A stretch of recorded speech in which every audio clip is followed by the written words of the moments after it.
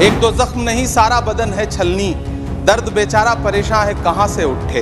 Abu Dhabi जाकर शेख जायद मस्जिद में मुस्कुराते हुए सेल्फी लेने वाले प्रधानमंत्री जी को मेहरौली की 700 साल पुरानी अखूंजी मस्जिद के टूटने की चीखें क्यों नहीं सुनाई पड़ती। जिस मस्जिद को लुटियन बसाने वाले अंग्रेजों ने नहीं ढहाया उसे एनडीएमसी और डीडीए उजाड़ना चाहती है। तुझको कितनों का लहू चाहिए अर्ज़े वतन, कितनी आहों से कलेजा तेरा ठंडा होगा। विरासतों को सहेजा जाता है, उनसे नफरत नहीं की जाती। माननीय Shri Imran Pratapgarhi concern over unconstitutional action taken by DDA to remove encroachment in Delhi. उपसभापति महोदय, मैं डीडीए द्वारा उजाड़ी जा रही दिल्ली की दास्तान और कुछ ऐतिहासिक इमारतों की चीखें लेकर आपके सामने खड़ा हूं। एक दो जख्म नहीं सारा बदन है छलनी, दर्द बेचारा परेशान है कहां से उठे। इसी 26 जनवरी को भारत के मेहमान फ्रांस के राष्ट्रपति मैक्रोन को रूहानी दिल्ली का दीदार कराने के लिए हमारी सरकार निजामुद्दीन औलिया की दरगाह पर लेकर गई थी। मेरी आंखों में एक तरफ तो ये तस्वीर है और दूसरी तरफ इसी सरकार के इशारे पर रात के अंधेरे में जमींदोज कर दी गई सैकड़ों साल पुरानी मामा भांजा, मंडी हाउस, काका नगर की छोटी छोटी मज़ारें हैं जो पूछ रही हैं कि हमें तोड़ा क्यों गया।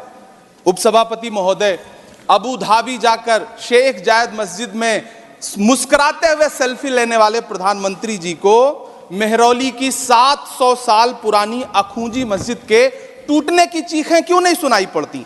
डीडीए के अधिकारी सुबह 5 बजे अंधेरे में मेहरौली में एक मस्जिद, बच्चों के पढ़ने का मदरसा और एक मंदिर को जमींदोज कर देते हैं। जो डीडीए 1957 में गठित हुआ वो अपनी पैदाइश से कई सौ साल पहले पुरानी मेहरौली मस्जिद को अतिक्रमण बताता है।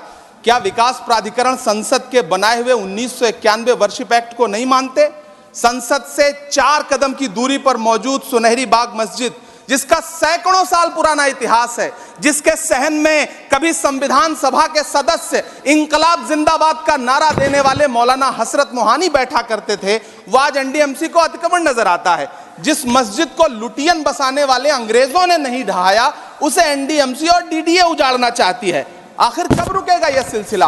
तुझको कितनों का लहू चाहिए अर्ज़े वतन, कितनी आहों से कलेजा तेरा ठंडा होगा। दूर कहीं अशफाकुल्लाह खान, बीर अब्दुल हमीद, ब्रिगेडियर उस्मान की रूहें क्या सोचती होंगी। जामा मस्जिद की वो सीढ़ियां क्या सोचती होंगी जहां खड़े होकर कभी मौलाना आजाद ने लोगों को अपनेपन का यकीन दिलाया था। गैजेट, हेरिटेज, सैकड़ों साल का वजूद क्या हमारी संस्थाओं के लिए कोई मायने नहीं रखते।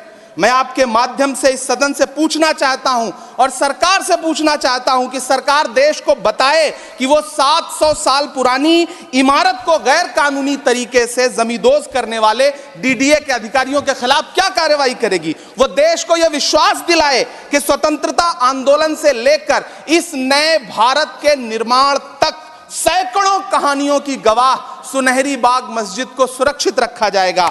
विरासतों को सहेजा जाता है, उनसे नफरत नहीं की जाती, उन्हें उजाड़ा नहीं जाता। धन्यवाद। Thank you.